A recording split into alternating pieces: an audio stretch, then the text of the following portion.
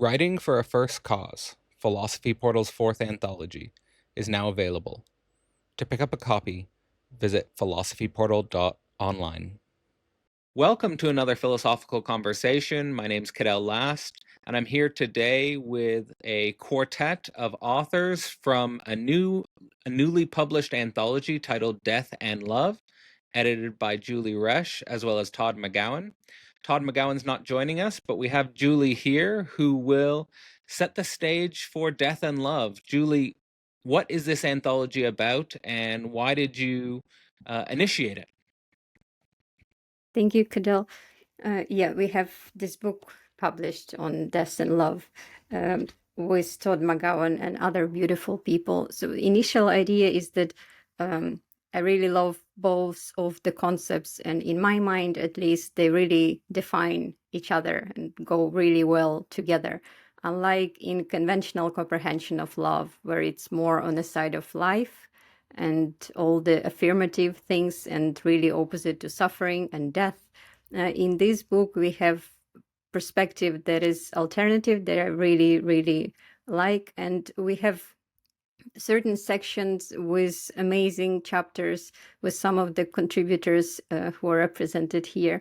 We discuss it mostly from Lacanian perspective, which fits well with this comprehension of love through death and maybe death through love. We also have some philosophy, existentialism represented, and I'm really proud of having section on Sabina Spielrein and other alternative psychoanalytic perspectives.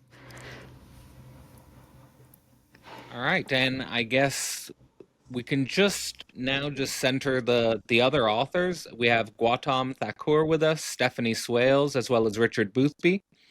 And maybe starting with you, Gautam, you wrote an article titled Between Nowhere and Goodbye. How do you understand this piece in the context of death and love as a whole? Yes.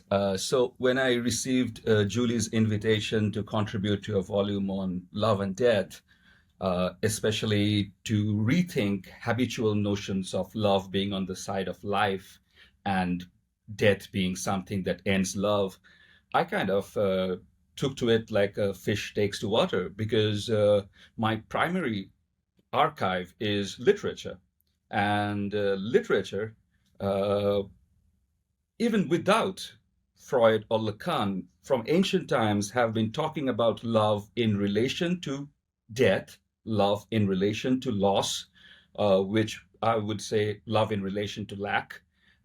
So I thought it would be a good opportunity to write an essay exploring how literature, uh, written across the world, across 5,000 years of human history, in different languages, from different cultures, give us this notion that talking about love, writing about love, or telling stories about love relationships, these are always haunted by the specter of death, by the specter of loss. There's always this anxiety about whether this will last. So, for example, I give examples from ancient Egyptian poetry, medieval Islamic poems from India, then O. Henry.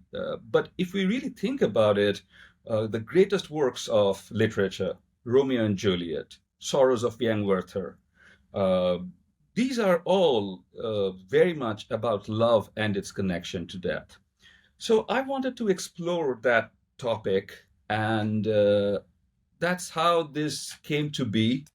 And because I found myself writing something that I've been working on or teaching for a long time, I really wanted to have some fun with the text. So I decided to go for a big chunk of the text is a discussion of Clint Eastwood film.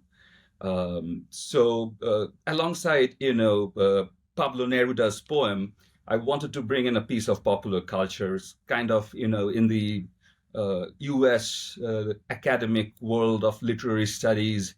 This is like bringing the sacred and the profane together, popular film with a high work of culture.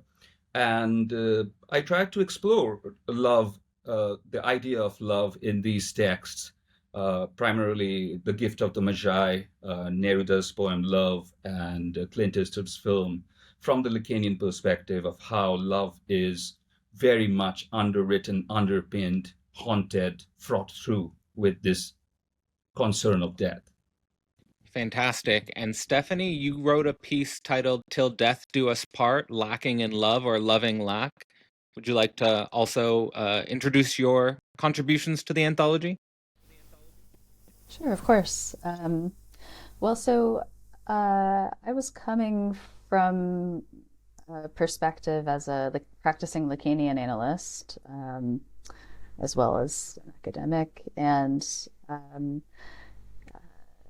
I wanted to bring something of a fairly detailed case example, but didn't want to speak about any actual analyses. And so I had read Sally Rooney's Normal People some years before, like everybody else, and really thought that it provided an excellent example of precisely what Julie and Todd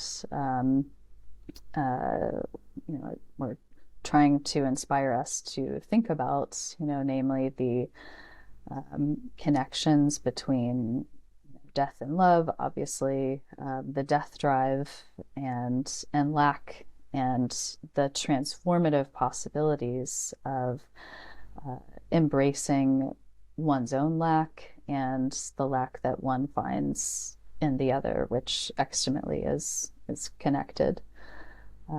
So just to use that, the various vicissitudes of the changes in the protagonists, Marianne and Connell's relationship over the course of time, to show how there's, the initial falling in love itself is a disruptive event to the two of them, and their places in the symbolic order, their ways of identifying themselves within it.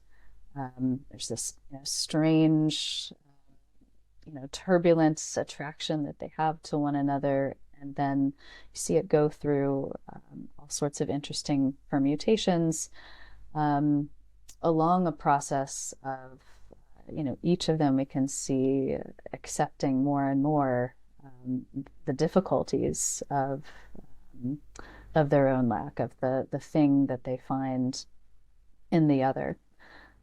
So that's really what I was trying to do, to speak to the possibilities of kind of more disturbing type of love, which I would, along with Lacan and Basu and many others, prioritize as something that has a lot more subjective freedom and possibilities. Thanks, Stephanie. And finally, last but not least, Richard, you wrote an article titled On the Subject of Love, and would you like to share as well? I was, when Julie Reshe first proposed this as a kind of general rubric, I was both happy about it. I thought it was a great topic, but also, of course, intimidated. And I ended up writing something that I hope is not too contrived, making a distinction between Freud's conception and general outlook on the problem of love and that of Lacan. And it was especially nerve-wracking for me because I early on began to suspect that there's almost a diametrical opposition between their two basic takes, that Freud is, in some really quite profound sense, distrusting of love, that love is a function of the ego, and that as such, it's prey to all of the sort of illusions that the ego accompanies, or the ego that reassures itself of its own stability. So that love for Freud, it would appear to be a kind of shoring up of one's sense of ego of completing or at least strengthening the predictability of ego and the way that one can be in a relationship without being challenged. Where Lacan, as I read him, sees love as linked intimately to the death drive and a kind of self-overcoming, that love for Lacan, as I read him, by its very nature, demands that we open ourselves to what is beyond us, that the real act of love, the being in love, is a real adventure, and at times, at some level, a really threatening one in which we have to open ourselves to something that we haven't yet really encountered. And of course, this something turns out not only to be the other with whom I am being drawn into love, but also myself. I love that distinction between Freud and Lacan. There's many ways we could take that, but Julie, I want to note that when you open the introduction, you said that, well, you open it with a secret that you initiated this volume just because you wanted to read it yourself. Was the read at the end of the day worth the initiation? Yeah, I'm fully satisfied with this. My plan worked. It's true that the secret is that I really wanted to read something that I would like that connects and develops those two topics. And the result that I got, it's just amazing to have a book, to create your own favorite book, your own favorite read, a life hack. Well, in terms of themes we could maybe develop together, Gautam, you mentioned your emphasis on literature, that literature has explored the connection between love and death for a long time. Of course, the heavy influence from all of you in psychoanalysis. Richard, you mentioned this key distinction between Freud and Lacan, which might be interesting to explore. Stephanie, you're a practicing Lacanian analyst, so I'm sure the themes of Lacan and love, how it relates to death drive, might also be interesting. Maybe I'll start with a question for you, Julie, and any of you can elaborate or expand on this if you'd like. But I'd like to inquire about the relationship between philosophy and psychoanalysis in approaching the concept of death and love. Julie, you opened the introduction by suggesting that maybe philosophy keeps these two at a distance, and specifically emphasizing that with psychoanalysis, there's this inter-individual dimension of death where we find love. And yeah, maybe what's essential, what can philosophy learn from a deep engagement with maybe not only Lacan, but just taking into consideration the unconscious? So the book includes both perspectives, psychoanalytic perspective and perspectives of philosophy, and both are different perspectives in relation to death and love than maybe common perspective, because in common language, in common sense, it's easier for us to bring together life and love. We see love as something on the side of life, and in philosophy and in psychoanalysis, there is more space to bring those two together.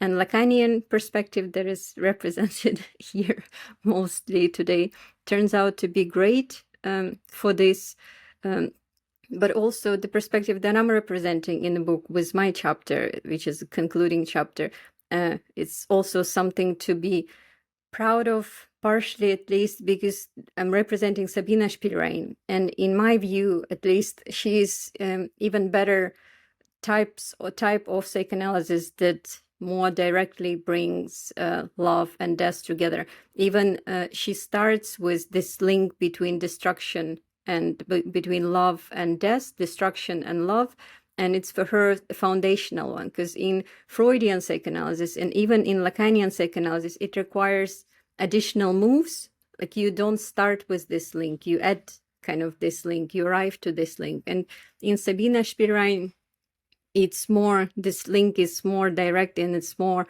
underlying. So because in my view, at least, what she starts with, she first of all, she was the one who introduced the concept of a death drive into psychoanalysis, and then Freud started to use it, and he already started to use it as something secondary in relation to his basic pleasure principle.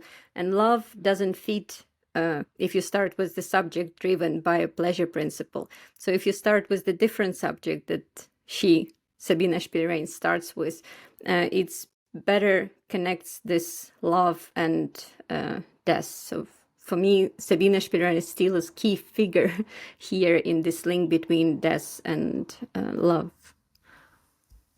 All right. And yeah, I mean, Gautam, maybe I'll point it to you, but basically the same question to all of you. How do you guys understand the relationship between psychoanalysis and philosophy on the link between death and love? So on this particular topic of love and death, I think, as I started off saying initially, I think literature was the first to speak to this. And I think Freud acknowledges that. Freud basically would say, I did not discover the unconscious. Sophocles did it.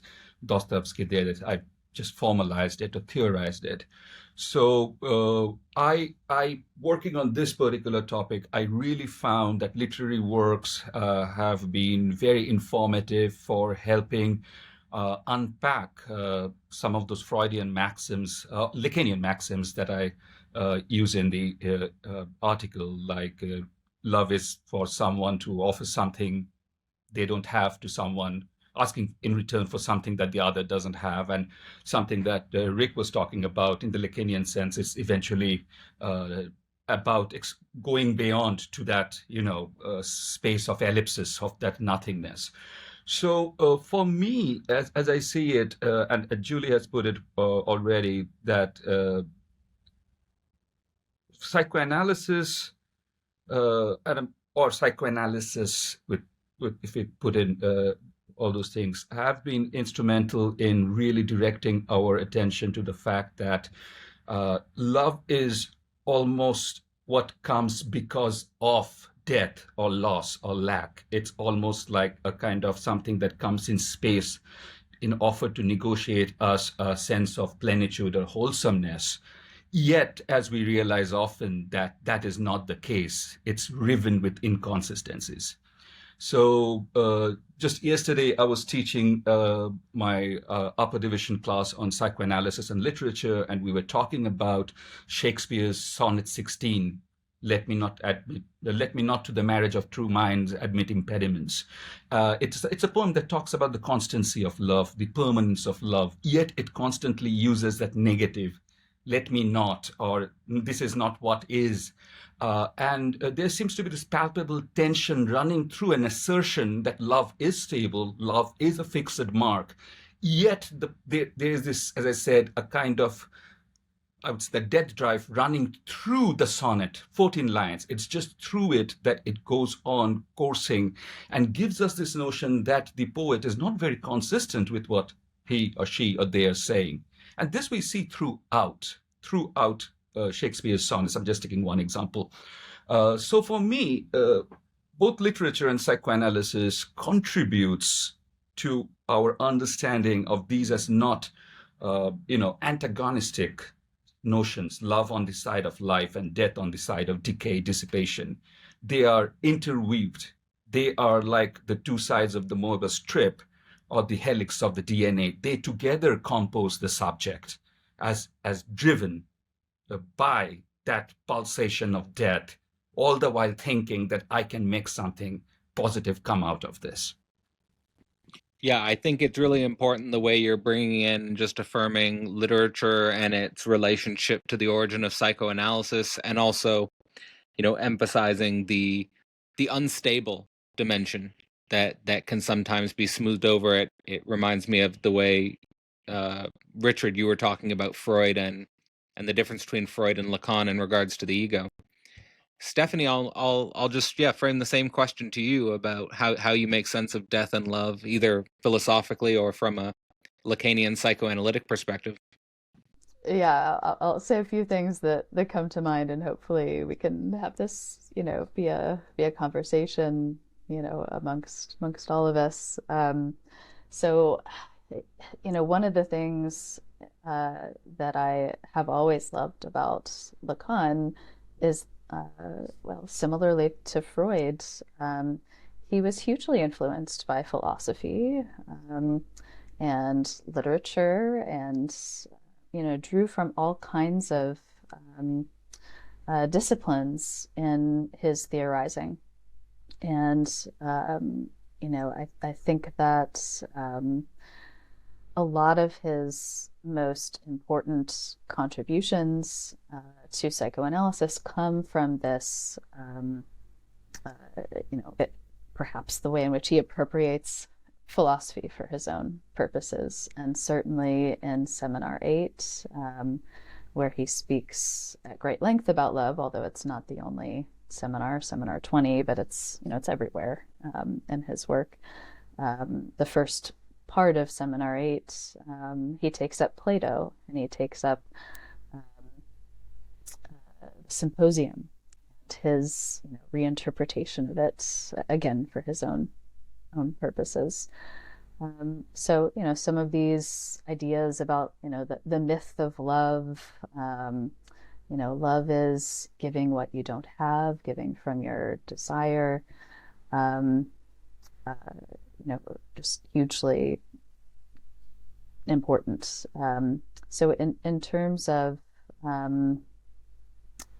the death and love and the death drive,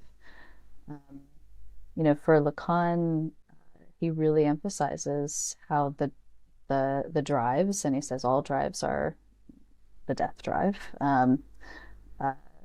how they're inextricably social. It's not an instinct.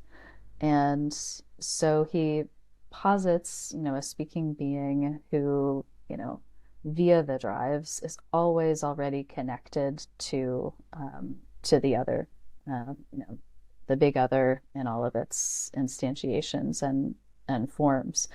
And so I think, in a different way, certainly from Spielrein's, we-ness, there's something very productive at the heart of Lacanian psychoanalysis, which, unlike other forms of psychoanalysis, really has a big role for the death drive. There's something important there about connecting it to others, and certainly via love is one thing. And just to say a couple of other things before I pass it on to someone much more qualified than myself to speak about philosophy and psychoanalysis, that for Lacan, the center of at the heart of human relationships is the non-rapport of the sexual relationship.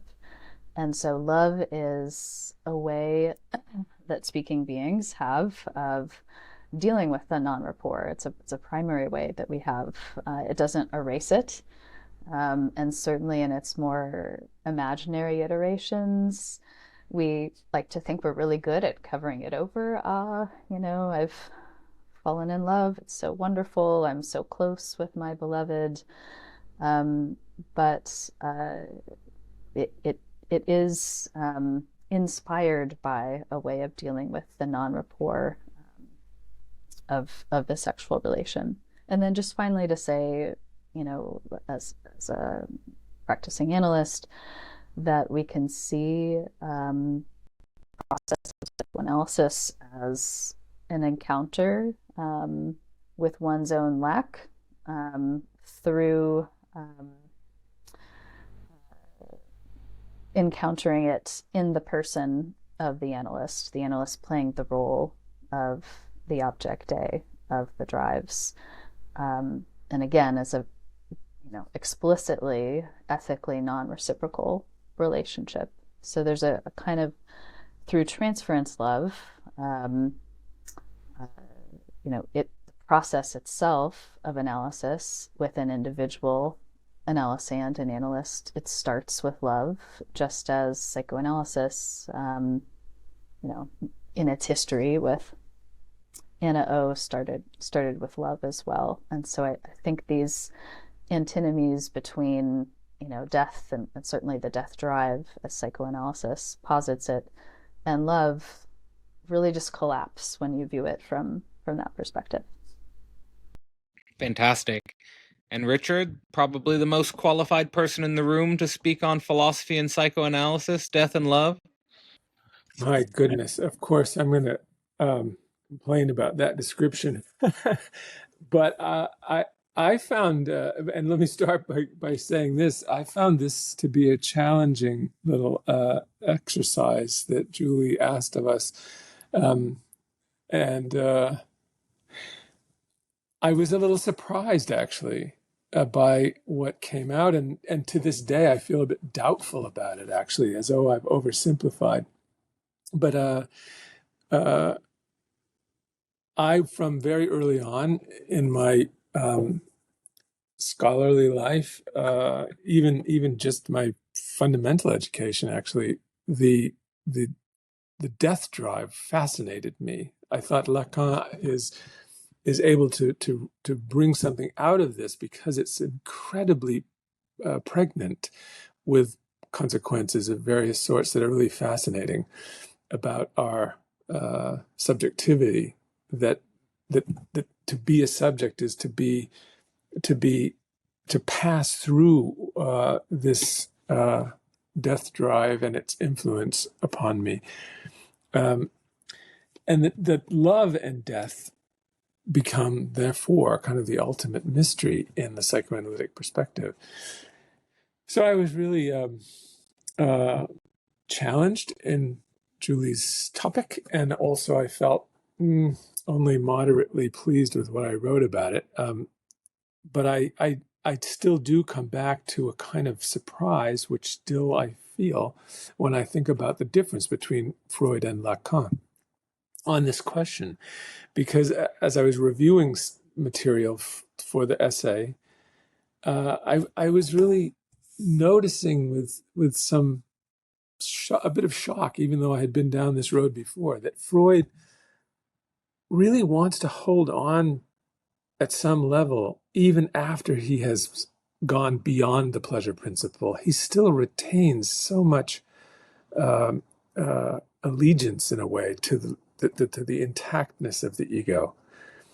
And Lacan, I would say, among his most primal and valuable contributions is to forever be posing a kind of serious question about our investment in ego. The question then becomes, where does love seat itself between the ego and the unconscious? And here it struck me that, rereading some of the material for this essay, that Freud really goes an awfully long way. I'm sure it's not exclusive. It's not a totally simple thing, like almost anything in Freud is not simple.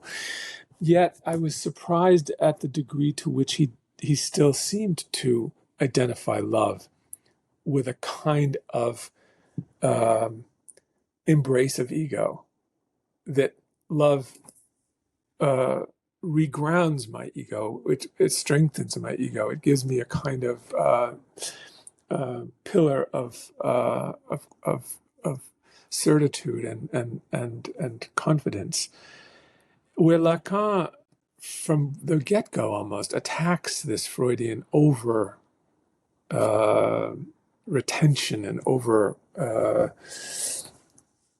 emphasis on the role of the ego, especially around love, where I have to allow myself to be in some way ripped open by the real love relationship, rather than simply ego confirmed.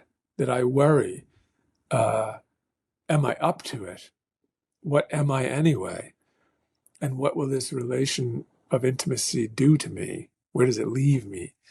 Lacan seemed to me and it seemed to me not a trivial part of Lacan's teaching, but kind of almost the core, that to go through an analysis and also to truly understand what the psychoanalytic theory is about, the conception of the unconscious human being, that you have to take this very seriously, that love is in some essential way traumatizing, that it isn't ego reaffirming and repeating, but rather it is a kind of openness, demands a kind of openness to what is beyond ego and even antithetical with ego.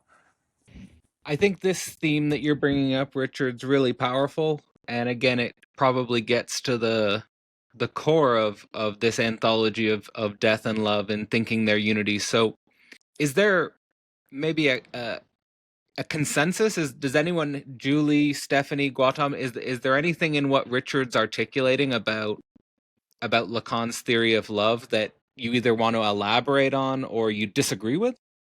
Cadell, can I instead challenge Richard even more? Give him even Go more for it. challenging exercise. Yeah, So please. I know that there's something, sorry, Richard. I know there is something you were at least planning to work on, and it was not in Lacanian perspective, but in Heideggerian perspective.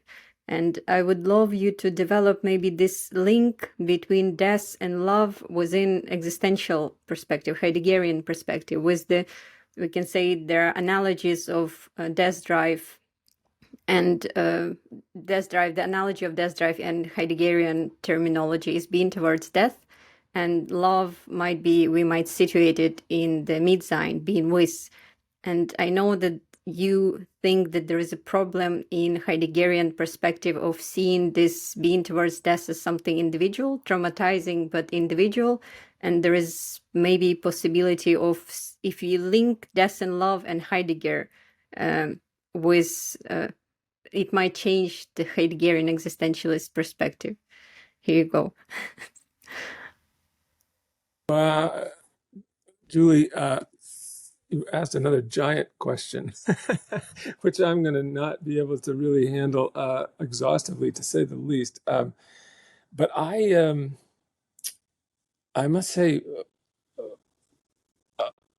on the one hand, I've learned so much from Heidegger when I was an undergraduate, those many decades ago. It was really being in time that went off, when I was a senior, went off in my mind like a kind of explosion. And fortunately, I was working with someone who had, a man named Karsten Harries, who was really, I think, had gone through a similar awakening, kind of an explosive one, with reading Being in Time and absorbing Heidegger.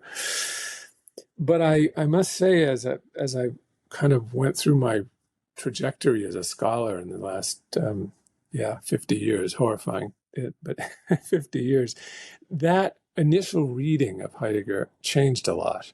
And I became more and more convinced that he was falling short in some ways of his own aspirations, that he was giving in to the self-centeredness of Dasein, even more than he fully acknowledged or even knew for himself, and understating what I then came to find so richly in Lacan, that the ego, as Lacan says at one point, is it's pretty tempting to say the ego is the problem.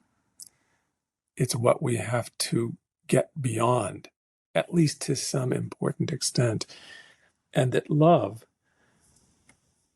is in real love, the real challenge that we put ourselves before in the relation of love, as Lacan sees it, is a kind of ego challenge. It is a kind of putting oneself beyond oneself, allowing oneself to move and be moved beyond oneself. And therefore, I found, and I'm grateful for the Lacanian rereading of this whole problem. And last little point is most of the kind of key point, I think, of the little essay I wrote for this collection was that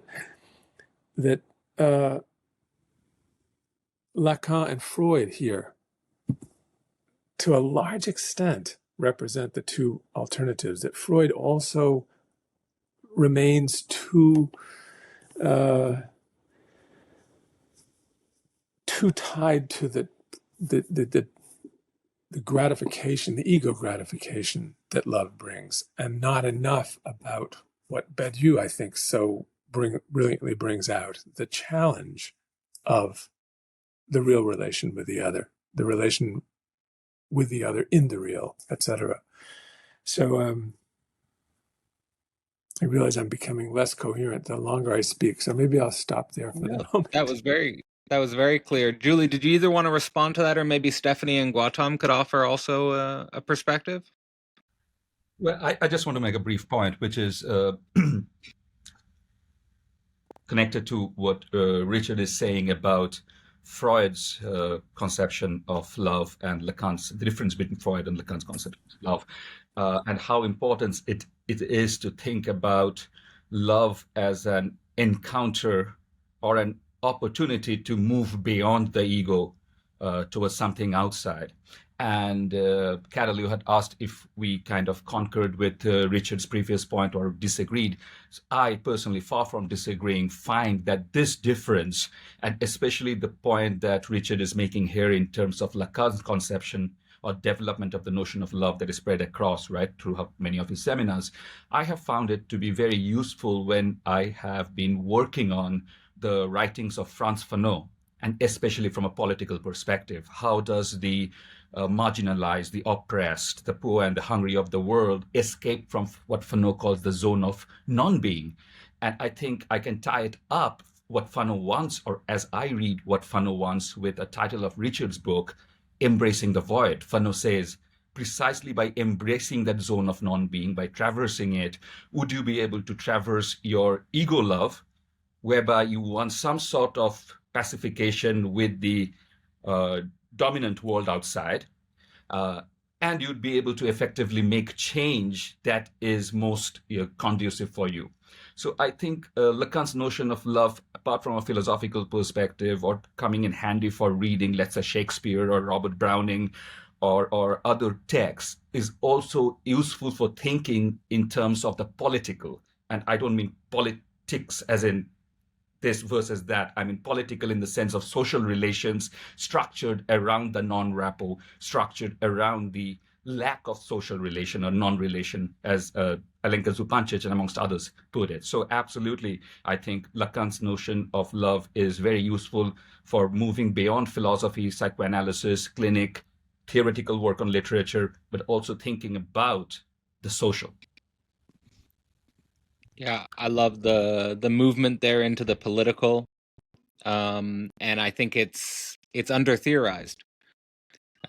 Stephanie, there's a lot there. I don't know if there's one or several questions there, but just in general, what are you thinking?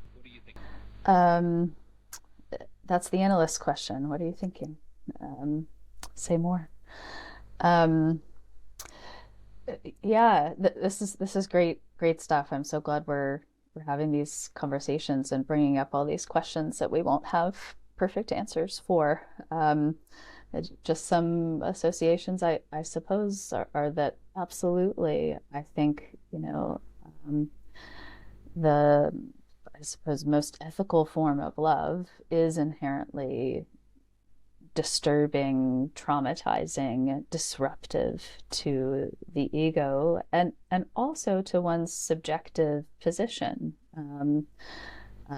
including one's subjective position in relation to your own enjoyment and your own lack. Within the process of psychoanalysis, the transference love is an encounter with the otherness, the irreducible, disturbing, jouissance-inducing otherness in oneself. And we can't forget Freud's basic maxim that on the other side of love is hatred.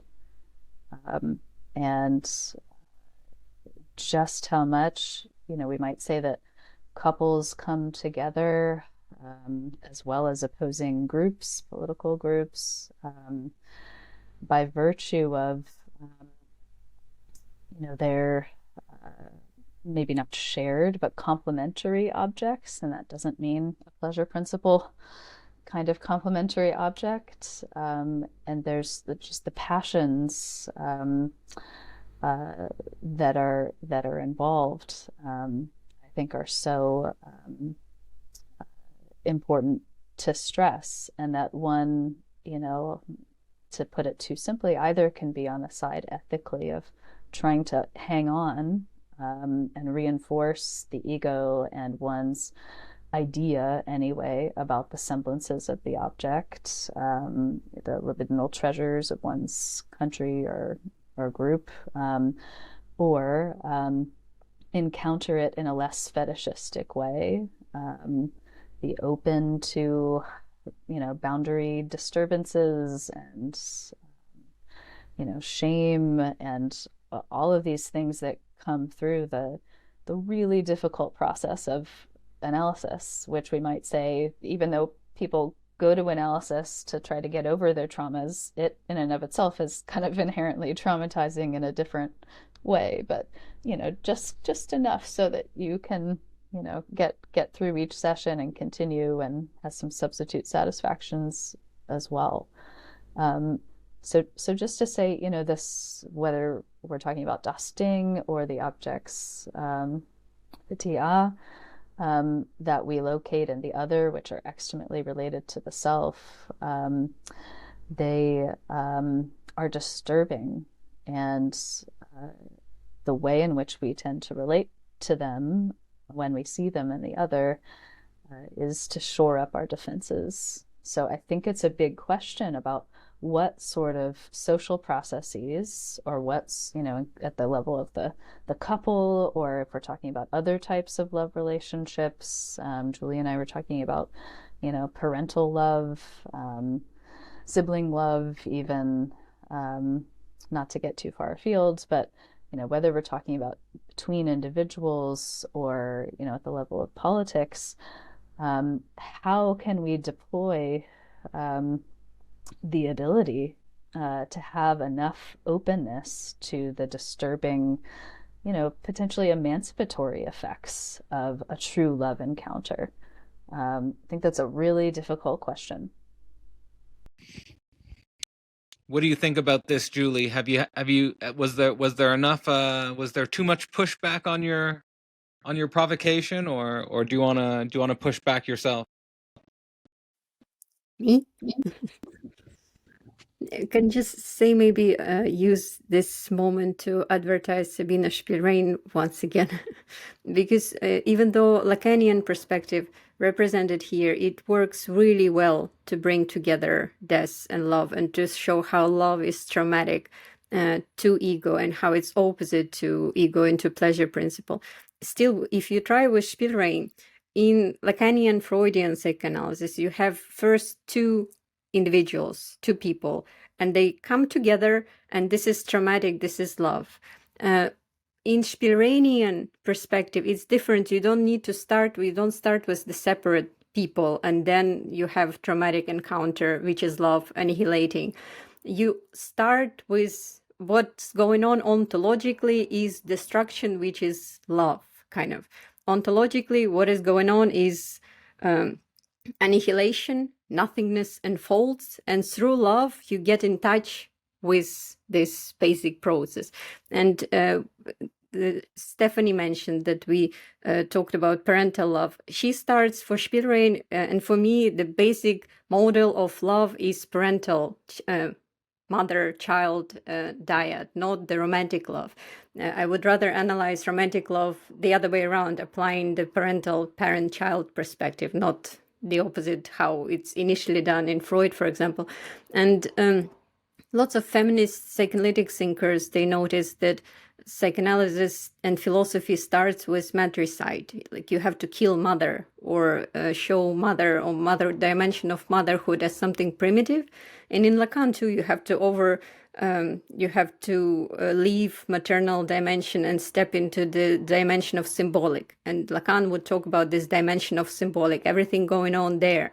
But for Spielrein, it's rather this maternal dimension that is pre-symbolic, affective, and it's not, it represents love, but nonetheless it's death, it's unfoldment of death. So really counterintuitive to how we think about it. And the subject that Spielrein represents, I would say that there is no subject, there is no ego, but there is love, something like that. So it's more profoundly there.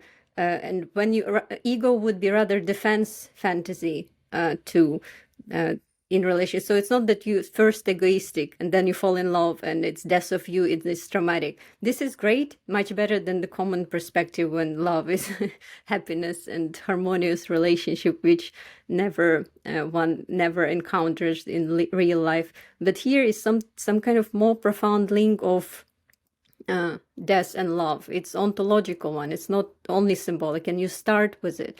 You are what you dedicated to, what you love, what you sacrifice yourself for. And this ego is just to protect the fantasy of coherency, of being separated from others, and the fantasy that love is something happy, and unity is the happiness, entails happiness. So it's the opposite maybe perspective to this. Correct me if I'm wrong, Julie, but what I want to highlight here in your perspective, and maybe we can get some Lacanian response to your framing, is the difference between starting with a paradigm of separation and alienation. I think from a Lacanian perspective, there's a point of view, like you're saying, that you have two separate individuals, and these two separate individuals come about, obviously, from a Lacanian perspective, from a view that there's a separation at birth and then an alienation that we go through in the symbolic order. And you're sort of emphasizing that in the Spielreinian perspective, that you don't start with two separate people. So perhaps there's a different paradigm here at work. And I just, my training is definitely from a Freudo-Lacanian perspective. So I've come to see the role of separation as key. But maybe I'll open it up with you, Gautam, of what tensions are you seeing here between, let's say, a conventional Lacanian understanding and the perspective Julie's bringing? So Julie is definitely most qualified to speak about Spielberg and her work. But I think this is definitely a very, very interesting perspective. And I don't necessarily think that there's a competition between Freudian Lacanians and those who are working with Spielberg, because at the end of the day, we are approaching the same point or argument that love, as almost universally understood, celebrated, that way of Cinderella endings that we see, is a kind of defense against what we leave unacknowledged, or what is unacknowledged knowledge or the unconscious in us, that the Cinderella ending is really not the real thing. Because the real thing, if you speak about it, the original story of Cinderella by the Grimm brothers, it's pretty grim. It's been completely bowdlerized to the version that we have our kids watching or being celebrated all across the world.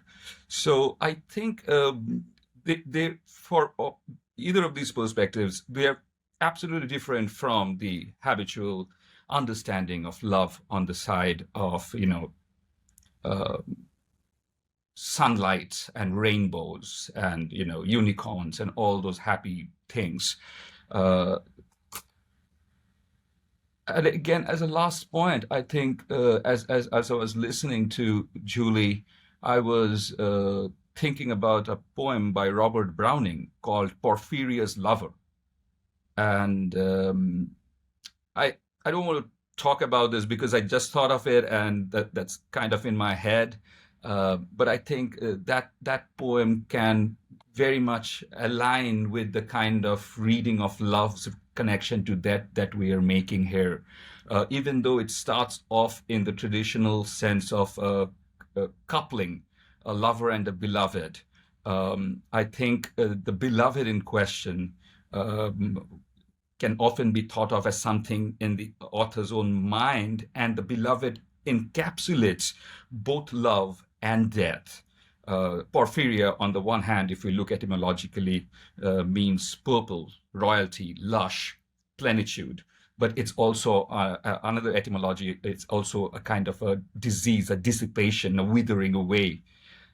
So a Porphyria's lover is someone who is in love with this part or this tension within the self.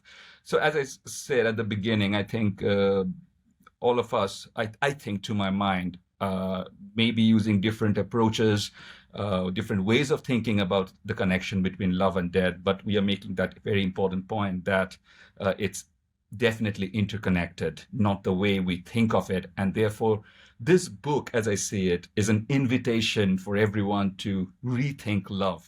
Something we think, well, we all know what love is. But that's what is a big ask for philosophy. We have to rethink already those ideas and questions that we think do not need rethinking. That can be democracy on the one hand, that can be love as we are doing it right now. All right, maybe it's too ambitious for me to get to the core theoretical distinction between the Lacanian perspective and a Spielreinian perspective, but I still kind of want to pursue it. Stephanie, if there's any thoughts in that direction you might have, please jump in.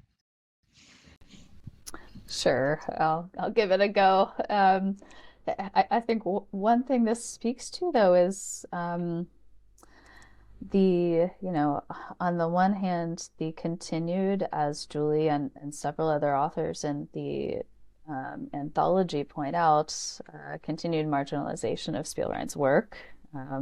I just read the one article that was referenced, and that's all I know, aside from what Julie herself has said, and the other several chapters. And the difficulty of this confusion of tongues, and the difficulty of really knowing well, even the body of relational psychoanalysis versus Lacanian psychoanalysis. When we try to talk across types of psychoanalysis, we comfortably go back to our own vocabulary, speaking of the ego, I suppose. But at least from my, limited understanding, I would say that I think there's a lot of room for fruitful conversations between Spielrein's position and Lacanian's positions, plural. There's a lot of ways to be Lacanian, both theoretically and in clinical work. And I don't really view Lacan's concept of love is starting with two individuals, and certainly through the mirror stage, etc.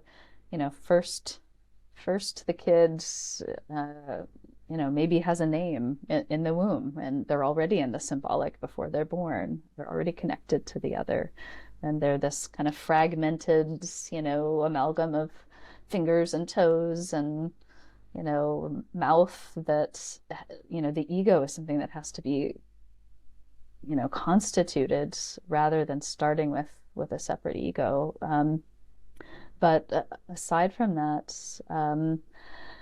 I think it is important for Lacanians to keep in mind things like attachment theory and maybe in more philosophical or Lacanian language, recognition. And when we think about parental love, in whatever form that parent might take in terms of their social position, They are the ones who are loving the child, and it's through this love and the desire of the other, of the parental other, that each individual is partly constituted and shaped. And that includes things like, from super early on, the even before the child can crawl, you're making faces with the child, and there's some kind of mirroring, which is the term, which of course is always imperfect, and I think it's a measure of the strength of the parental love, in terms of how narcissistic is it if the parent can tolerate the quote unquote negative affects of the child, or the things that they don't want to own as their own experience, or if the parent can tolerate the kid, looking away and totally not having it when you're wanting to engage. So, there's something right there with the death of the narcissism of the parent, which helps foster a certain potentiality for the subject's position, or the speaking being's position, that being the child. So anyway, I hope to read more and have more conversations, and see what we can do to kind of puncture, stereotypical notions about what Lacanian psychoanalysis is, because it's not a static thing, with something new, or rather something old. All right, and Richard, yeah, anything you'd like to say about what's been shared so far? Yeah, I would. I keep finding myself going back to Sabina Spielrein, actually, and the relation she had with Freud, that which I think of. I'm not an expert in this by any means, but my sense of it is that she played a kind of insistent role with him to hang on to this idea of something volatile, and that not something, yes, very much beyond the ego and in conflict with it. And that Freud, I really wonder, he posits in 1920 the death drive, and it's an amazing moment in his own life, and in the unfolding of the psychoanalytic theory. But I wonder how much he himself really allows it to have its way with him, as I might say, and really fully adopts its consequences. I mean, I think that one way, in my own limited way of understanding Lacan, is precisely around this insistence on the centrality of the death drive in the theoretical architecture of psychoanalysis, where he comes close. I sometimes even think that Lacan is constantly reminding us that he is a Freudian, not a Lacanian, but a Freudian. And I wonder if this isn't one of the central places where he's trying to patch things up with Freud, to say, I really take this death drive business much more seriously, even than Freud did.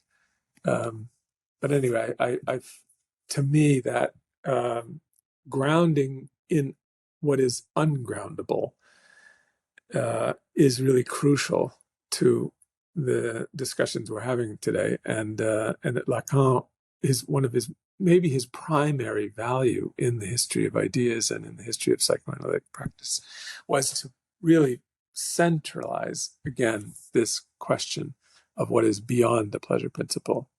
Julie, I think on this topic of Spielrein and Lacan, is there anything more you'd like to bring to the surface on that issue, or should we move to a different topic?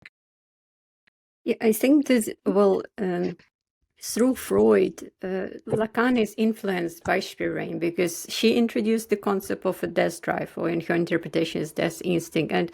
And Lacan is struggling all his life with this, trying and failing. I think whoever tries to make it a part of their theory is failing because it escapes theory. And also, unfortunately, Todd McGowan is not here, and because I feel like I disturb him too much. But one of the reasons that, for me at least, is that why he is invited to be co-editor of this volume, because for me what Todd McGowan represents is contemporary Spielrein, because he, in an autonomous way from Spielrein, started to claim that death drive is social. It doesn't not only relying on Lacan's language. So Todd McGowan for me is Lacan plus Spielrein, because for Spielrein it was death drive was something social, something that in between connects people or precedes individuality. And then for Freud, and maybe for Lacan and his initial interpretation, it was something that more belongs to the individual. Todd McGowan claims that it's like this different movement. He twists it back, claiming that it's not only individual is driven by death drive, but also society.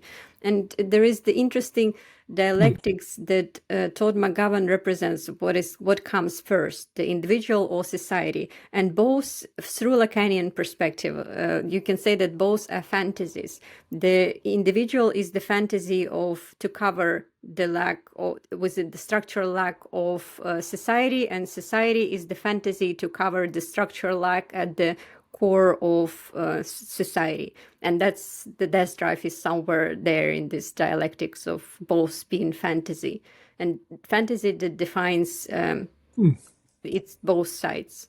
So like in Lacanian psychoanalysis, everything is missing. Like there is no the society is constituted through lack, and the fantasy of compensating for this lack is individual, and the other way around. The individual is constituted through lack, and the society is something to compensate for this constitutive lack at the heart of individual.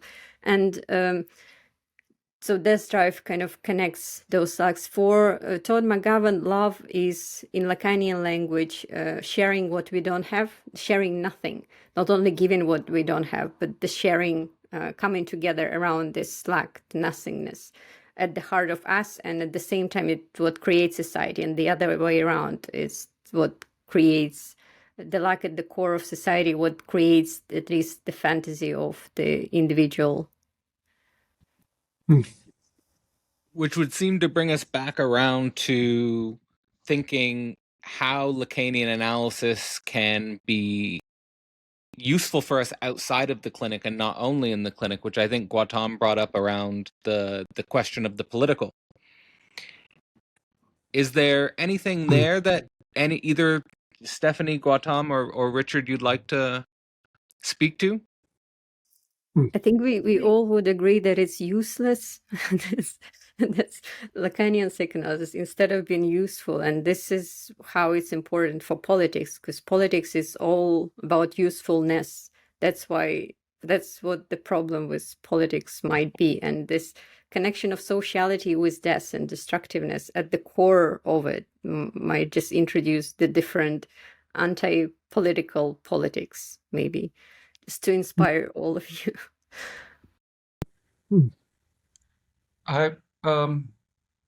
So following what Julie is saying, I think, I hope I've written about it somewhere, that if we are to really think about the usefulness of Lacanian psychoanalysis for understanding society, social relations, which I'm calling the political, then we have to obviously decouple our thinking from what society or the social is. Very similar to what Julie is saying, that we have to think of how unuseful it is to think about society. So one of the things, as I'm saying, is if we are stuck within this idea of society as a cohesive unit, which is trying to work together for the betterment of the masses, albeit there are some who are kind of falling out, and eventually, hopefully, we might be able to bring them back into the successful core of plenitude and happiness. and that rights would eventually lead you to a position, a promised position. This kind of a mindset is challenged by Lacanian psychoanalysis, as far as I read it, in the sense it starts off by saying that there cannot be any sort of relationship between two individuals, because all social relations are essentially antagonistic. And we really don't want to start thinking of society in that way, because we then end up with the question, I'll deliberately use this way to frame it, the question of what is to be done. 1917, it was famously asked. And it is precisely what Lacanian psychoanalysis, if we move it towards the social, towards the political, at least that's what I try to do in my own work, is not to offer solutions, not to assume the position of the master who knows or can give you solutions, but to precisely ask, if this is not the condition of society, and society is essentially non-relational and antagonistic, if the core of society is war, and we are perhaps the most warlike of creatures, definitely amongst the apes, then what is to be done? How do we create a society that is equitable, if we use that word, but unlike the way it is used, considering there is no social communication, there is no social relation, there is only antagonism? How do you build around this nothingness, this disturbance that exists as the foundation of society, but that is also at the core of human ontology, the dehiscence, the lack, that we simply cannot be sutured. So that's how I approach this. Yeah. That was really well said. So that topic, I mean, coming towards an antagonistic politics, Stephanie, would you agree with that, or do you have anything you'd like to elaborate on in response?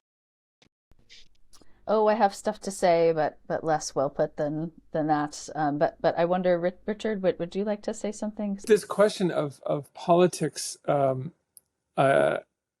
one response, it may be oversimplifying, but one response I have to this is that it seems to me that the current games that Donald Trump is playing can be fit in here almost all too well. That he is really, I mean, the way that he is dangling sometimes single individuals and other times whole groups of people to be taken out of the country and dropped who knows where in some other country.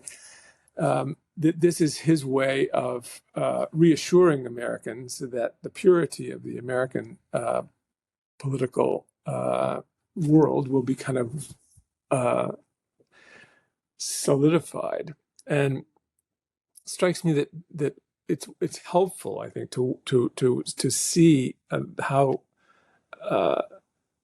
these activities on his part can be read in a Lacanian frame. That he loves the idea of people being terrified by the possibility that they'll be singled out, that they or their group will be punished by Trump's power. And I guess I feel is a good time to be really on the extra alert to this way in which individual egos can be threatened and into kind of a hopelessness, and it's time for us to be able to retain a kind of solidarity in the name of people as a whole. It seems to me that preventing Trump from pulling his antics that are all actually doubly, deadly serious is something we're called on to really focus on. Julie, I mean, you as the editor of this volume as a whole, do you have any questions for the authors themselves about something that maybe you were thinking about while editing or reading their papers? I wonder if it influenced contributors to think maybe differently their own work. I hope it influenced the future work and comprehension and topics that they might be interested in the future. Please say yes. You don't have choice. So I'll make 3 brief points. One, it definitely, writing this piece inspired me to offer the course that I'm offering to my seniors, Psychoanalysis and Literature, Love and Death Drive, and to have an entire syllabus built around how literature and Freud and Lacan, they kind of, can be read alongside and things like that. So that's one. The second, I have been working mostly on Fanon for a while now, and psychoanalysis and political issues around the zone of non-being and things like that. But I think after drafting the syllabus, I am now inspired to think about writing a book on the topic of love and death in literature from a Lacanian perspective. My initial thought was, well, but everyone who reads literature knows this. But then I realized, no, not quite. They have a very different approach. But the challenge for writing something like that is it can be a big volume, right? But the inspiration here is obviously, it's rather ambitious, a tad blasphemous even. I'm thinking of something along the scope of Auerbach's Mimesis. Love and death from ancient writings all the way to contemporary writings and from across the world. So definitely these 2 things have been very influential. The other thing has been something kind of a personal. I mean, as I said, my personal trajectory has been as a student of English literature, primarily British literature, in India, and then comparative literature theory in the US, even though I started reading Freud in India. And my journey into psychoanalysis started with Freud, then Lacan, and then to Zizek and others. But I always felt that maybe I am lacking something because I do not have clinical experience or clinical training. And that said, in Seminar 6, the Hamlet seminar, Lacan himself says that when he is reading Hamlet, he is doing psychoanalytic theory, and I'm paraphrasing here, and properly speaking, what he's telling his trainee analyst, right, in the lecture, and what we do in the clinic is applied, right? So he's calling what I do as theoretical psychoanalysis. But I still felt I kind of lacked something. But this work really helped me also understand what Lacan is saying about what people like us, we are doing, drawing from the archive of the literary, the film. We are doing as important a work as others who have a different set of archives, the case histories and things like that.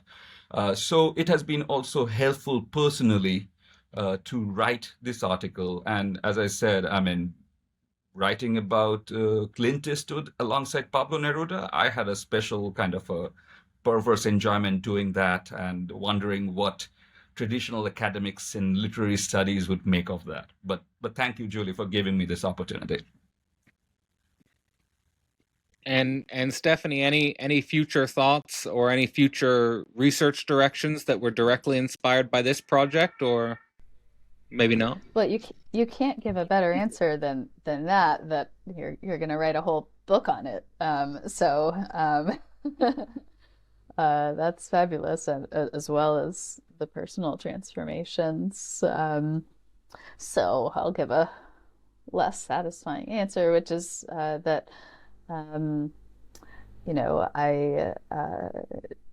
said yes to this contribution, despite it not seeming to be in relation to what I've been working on for far too long, because I keep saying yes to this and that, which is a book on not being empathic from a Lacanian perspective, a Lacanian taking up of of empathy, which of course is not unrelated to love, and not unrelated to death. So, I think it's encouraged me to enrich, some of my arguments in the book, which is close to being done, but not enough, with perspectives from the book, including Spielrein, in whatever way I can, and including thinking about parental love and development as seriously as possible, and then trying to make some claims not only about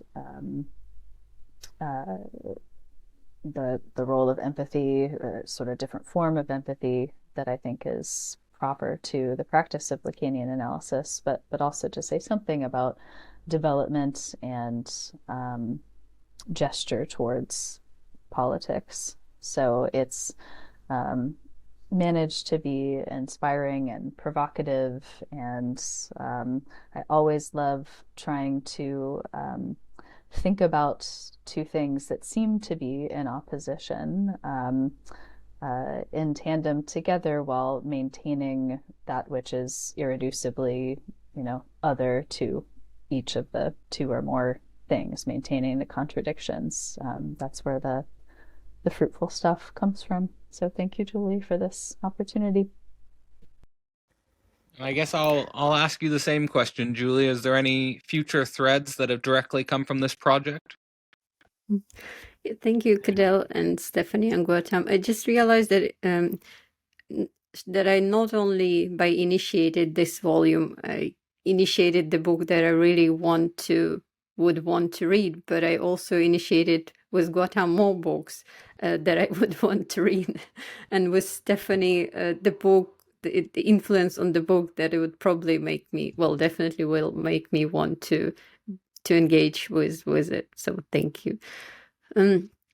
I just want to also mention that in November we are planning to have kind of a online conference dedicated to All Book, where hopefully all the contributors will be able to present their chapters, so almost all. And with me, I'm just really glad that I had the opportunity to present Spielrein somewhere and bring other people to talk about her, have almost all the section dedicated to her. But to be honest, maybe it's the language, when people talk psychoanalytic language, there is a much higher quality of when people talk about Lacan than when they talk about Spielrein. Maybe it just needs time, and it just was initiation into this attempt to learn how to talk about Spielrein. Because to be honest, because I was rereading chapters, and Gautam, Stephanie, and Richard chapters are one of the first ones, and mine is the last one. And if you read all of them, it ends, those funny reels with the video when first the music is fine, and then the music deteriorates or it starts to be the parody of itself by the end. This is how you read the chapter on Spielrein.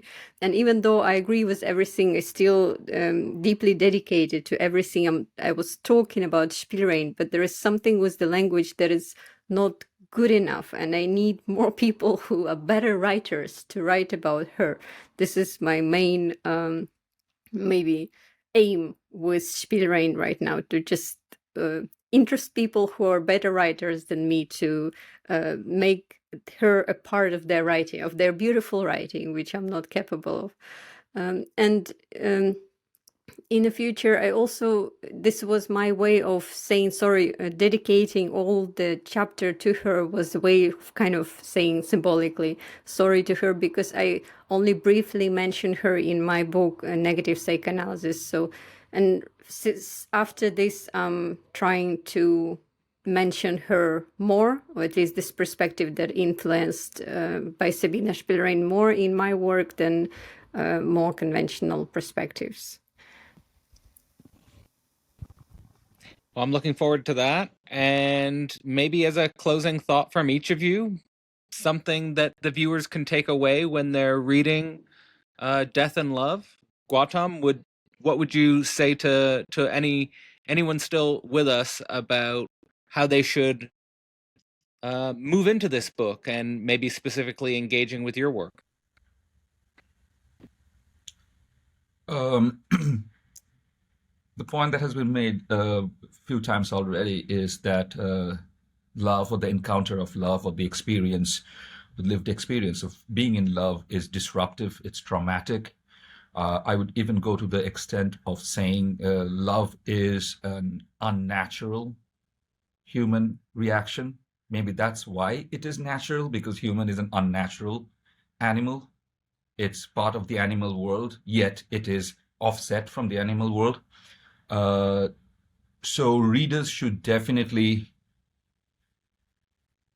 be ready to experience disruption, trauma, because they will be challenged about what they think they know about love, what they have been taught into knowing about love. In fact, what they think love is actually the fantasy that mediates their ontological dehiscence. Right? It is a fantasy that is taught to us, that is sustained in society. Valentine's Day, your chocolate and your roses, and what in my generation, the mixtape. But what love really is what love is actually. There's a film, I think, Love Actually, I'm forgetting, Hugh Grant was, maybe Hugh Grant. This book will give you that alternative perspective, which I believe is a real perspective. But like any book, I would say this is always a work in progress. There will be others coming out of it. There will be Spielrein's work coming out of it. Others will be inspired to do so. I would definitely say, I think there's Julie, correct me if I'm wrong, there's also a chapter on Simon Weil. Weil, I really don't know how her last name is pronounced, French or German. But I think there is new interest in the writings of Simon Weil now. So hopefully there would be another way for people to work on that. So I really find this to be a very promising book that would invite people to engage more critically in thinking about love and its relation to death and its various, kind of contours in our social world, in our personal lives.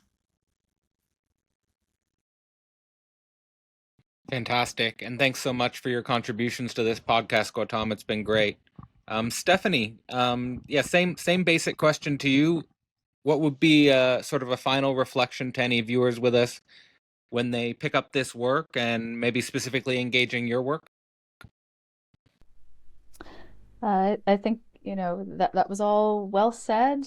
And I do think that it's important for one reason, for one thing, amongst many, this volume, that it does challenge, as Gautam was saying, challenge us to be interdisciplinary and to think in ways that we're not used to thinking, and to try to inhabit the different perspectives, and rather than colonizing them with our own, which is always difficult. And I think that in and of itself is a labor of real love,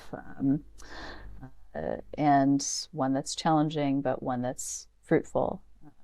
So, I was thinking as Gautam was speaking that of the 5 love languages, there's just a proliferation of ways in talking in contemporary culture about love, which are more on the side of the fetish, the imaginary order, the love languages, as though, you just have to do or say something and it'll be perfectly understood by the other person who might speak a different language, but you've learned how to speak it, and you'll have this harmonious relationship as a result. The idea that communication, I also work with couples as an analyst, that communication, can can be well done, and can be mastered. And we just have so many ways of really trying not to love in the ways in which we love. So I think I fully agree. This book on a whole, on the whole, is an ethical challenge, to think about the transformative possibilities of a real encounter with the otherness of the other, and how challenging that is to do. So I hope that in my chapter, for instance, through the vignette of Marianne and Connell, that people are able to, think about the non-rapport of the sexual relation and its various iterations. I do actually speak to the ethical position of non-belonging that Todd McGowan has championed as well. But I hope that people can read it and think about their own love relations, their own challenges in encountering the, maddening otherness of the other. That's, maybe if we're talking about friendships or erotic relationships, partnerships, etc., maybe those types of relationships that we've chosen for darn good reason, because it shows us something about ourselves, something of the nature of jouissance, of the death drives that we don't want to see, and we'd rather think is the problem of the other, to just stop it. So I invite readers to take it up as a challenge to themselves, both in terms of their theoretical, philosophical leanings and their personal lives. Thank you, Stephanie, and thanks for being here. I've really enjoyed your contributions to the podcast as well. I'll give you the last word, Julie. In terms of the anthology as a whole, anything you'd like to share with the viewers about death and love? I really agree with Stephanie and Gautam.